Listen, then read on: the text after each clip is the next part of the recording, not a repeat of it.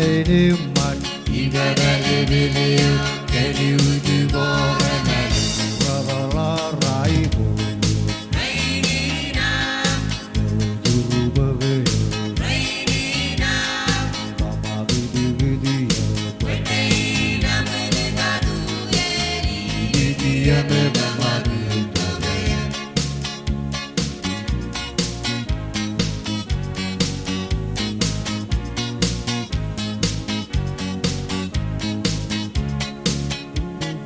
1, 2, 3, 4.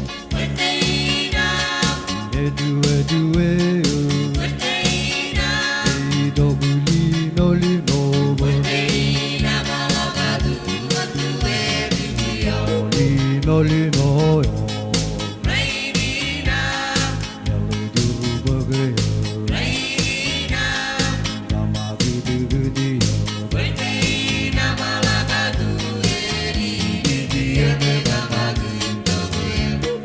Wetawasesa, Loraini Nam, Wetawasagatais, Loraini Number, Wetaina Malagadu Godu, Wilio Dada, Rainina, Jurubave, Rainina, Mama Vidiyo, Wetaina Malagadu Yeri, Didiame Bamadu Tobaya. Wetiridiyo, Kenjeraman, Ikamaramareyo, Kina Enemman, Igadalibiliyo, Kediudugo,